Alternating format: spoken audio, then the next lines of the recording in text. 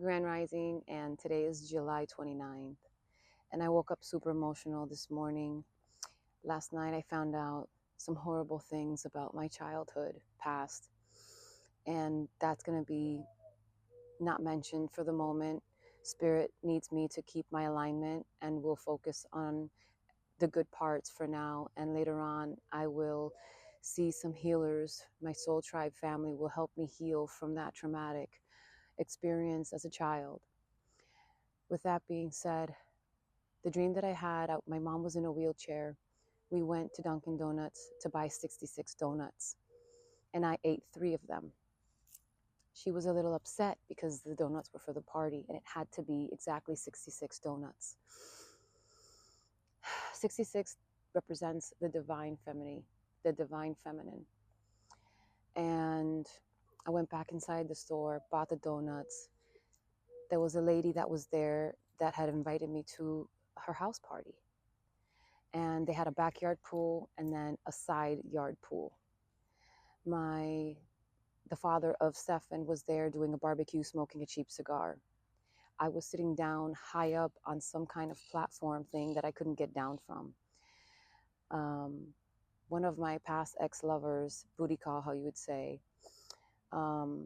he was hugging me. And I was saying, look, are you going to continue the karmic relationship that you're in? Are you going to marry this girl that you're in? Because it's not aligned with us. He said, yeah, that he owes everything to her. And I said, okay, I'm going to go my way. You're going to go your way. Then he walked away from me. I couldn't get down. I asked I asked Stefan's father to please help me down. He gave me his hand. He helped me down. I went back to the other side. I was wearing a black sundress with yellow sunflowers on it and black suede gladiator sandals. And there is a wasp on my phone. Shoot. I don't want to get bit by a wasp. That's not even a bee, it's a wasp. But anyway, I'm seeing a moth, a beautiful gray and tan moth right now. Also, lots of signs. I'm also looking at a squirrel. So with that being said, I have to make this short and sweet because this is only good for freaking 3 minutes. But you know what? I'll split it for Instagram. It doesn't matter. So I was sitting down in the poolside, just looking at the beautiful children of all kinds of cultures and people just happy laughing. There were chosen ones there. There were a few. There were maybe a handful, like 6 or 7 chosen ones there. So it was about 3 o'clock in the afternoon, and I look up and I see the moon almost at its full phase, almost at its complete full phase at 3 o'clock in the afternoon. It was beautiful and it was very close. And I looked up and I'm like, am I seeing stars or am I going crazy? I was seeing stars. They were so bright. They were so beautiful. And I was looking down at the water, splashing my feet, looking at the children laughing. They were throwing like water balloons. They threw one to me and I couldn't get one because I didn't want to go inside the water. I didn't want to fall inside the water. The water was a little too cold. So I looked up and I saw these white lights, what I call starships. They were stars dancing for me. It was like, I don't know, hundreds or thousands of stars dancing for me. And they started swerving and doing all kinds of things and like kind of like raving, kind of like what I do with my hands when I dance. And I look up and I'm just stargazed. There's no words. I can't even express what I saw. It felt so real. And then they turned to the colors of the rainbows, of all of the rainbows. It was neon colors of all colors that you can even imagine. So then it was coming closer and coming closer and coming closer. And then I see the ship. It all forms into one ship. All of the starships form into one giant mothership. And it was cloaked, invisible. And it landed by the stop sign because the house was on a corner and it was a main street. It was invisible. Only those at that time who were chosen could witness it, could see it. So it flipped like a tire when you put a tire like this and it just like starts going like that. And my daughter, all of my children who were dressed like football players, college football players, I guess they had gotten picked up from their games. And I ran and I jumped on top of the big guy who I call Mike, his name was Mike. He was wearing number 33 on it. And I hugged him, and then the other one, I don't know I couldn't remember his name in my dream. I was about to jump on him too, and he was like, "Yo, mom, relax," right? So I gave him a hug, I gave him a kiss. My children, my daughter's like, "Mom, you have to say sorry to Gordon and to Jacob." And Gordon is a black child. He was about, I believe, 4 years old, and Jacob was 12. And she's like, "Mom, remember, you have to say sorry." And I fell to my knees and I cried. And Gordon was laying down on the floor like a little baby, just waiting for me to like hug him and pet him and like kiss his belly and do these little things that I used to do when he was a baby. And I said, "I'm so sorry. I'm so sorry for taking so long to wake up.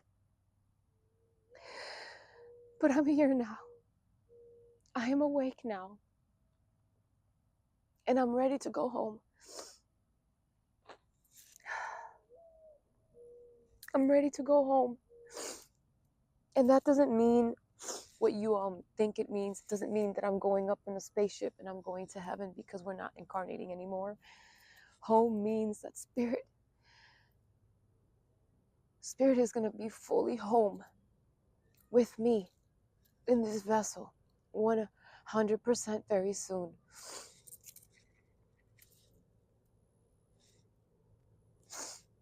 And it means that spirit is going to complete my healing process. And then the lady, the owner of the house, she's like a chef and a baker.